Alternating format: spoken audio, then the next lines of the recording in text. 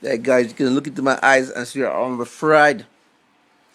Been thinking about these fights and reading about these fights all like nah shit. I did a Conor McGregor video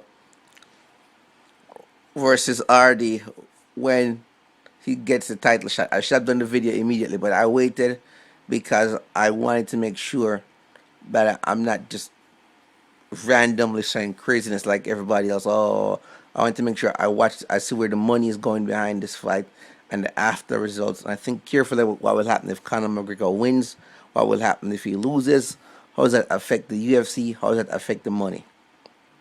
All right, first of all, I don't think it's a good move to tie up the two belts with one person. I know Conor McGregor was in another fight cage fighting league in Ireland where he was he had both belts in two divisions and that type of stuff. But there's too much money at stake here. This is like the whole UFC cable schedule. I don't understand why Dana White would do that, but hey, it is what it is. Let's deal with it. If Conor McGregor wins, then more likely the UFC will try to pressure him to vacate the featherweight belt. Okay, the lightweight belt. He's gonna have to vacate one of the belts. He's gonna have to vacate one. He's gonna have to vacate one of the belts. He can, if he holds the two belts, it will tap the division. Jose Aldo said that after the fight, Dana White came to him and told him that he and Frankie Edgar would be fighting for the title because Conor McGregor couldn't make the weight. No, Conor McGregor is playing it safe because if he loses this fight that has come up at UFC 197, at least he still has one belt to fall back on. But if he loses that fight, that's gonna take away the invincibility, and that's gonna just damage the earning power of the money train. So I'm not. That's one reason why I'm not for it. And if he gets injured in that fight, he'll have like even if he wins and get injured, he'll have a 6 month suspension. So that's gonna tie up the belt. So then they're gonna trot out John Jones and Daniel Cormier to fill the space in the meantime. So I can see how that's gonna work. Then they're gonna try out Anderson Silva to fill the space. So that's the backup plan. If Connor loses, they still and his earning power goes down. They have John Jones in reserve. They're gonna try out John Jones, and John Jones gonna be the new cash cow in combination with Conor McGregor. But I don't see McGregor winning this fight. I just don't see it happening. These are guys that are his size and bigger. I know he's done it before, but this is the UFC. This is not your this is UFC. This is just like this is not your granddad's fight club. I hate to say it like that, but this is the UFC. I don't think it's gonna go down like that. And then the thing that really upsets me is that here we have UFC 196 in progress, but you're screwing the fighters of UFC 196 because your marketing for UFC 197 is gonna overshadow UFC 196. So now the fans are gonna be like, okay, I just dropped another $40 or $50 couple weeks ago on UFC 195.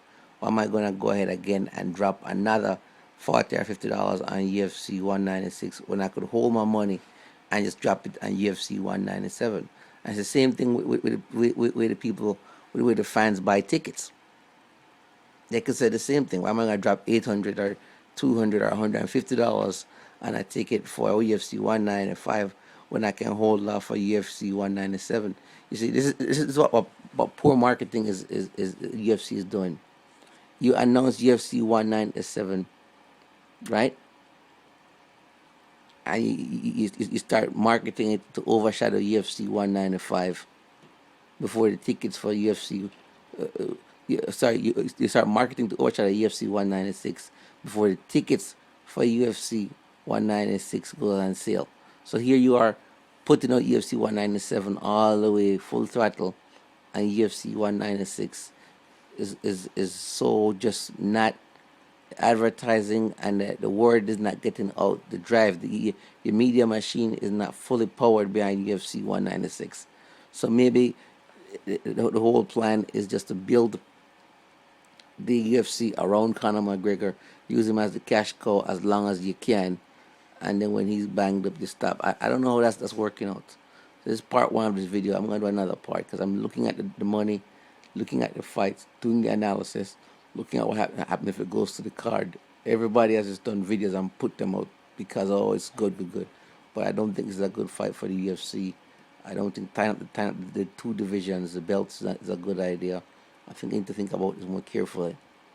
Now, uh, Jose Aldo did say that Conor McGregor is going to vacate the belt, and he was personally told that by Dana White. But I guess no, I guess Conor McGregor is saying no, I'm not doing that. I changed my mind. So if he loses with the title shot at 197, he still has something to fall back on. So he's making sure that he has a backup plan, and I'm sure the UFC has their backup plan too when they're doing a track John Jones and Daniel Cormier out. So I'm still doing more research. I'm not just gonna blast a video and just be all excited. I don't think I'm looking at the money behind this. And I've watched the Carlos Condit Robbie Lawler fight over and over again. This is why I haven't posted any videos because I'm rescoring that fight myself, and I'm looking at the judges' card, and I think I know why Condit lost the fight. I'm not gonna say it yet, but I think I know why, based on the judges, based on their decisions, based on the numbers. You know how long it takes to watch a fight and count every hit. Chick, a long time. So that's my 2 cents. Part two of this video is coming up next.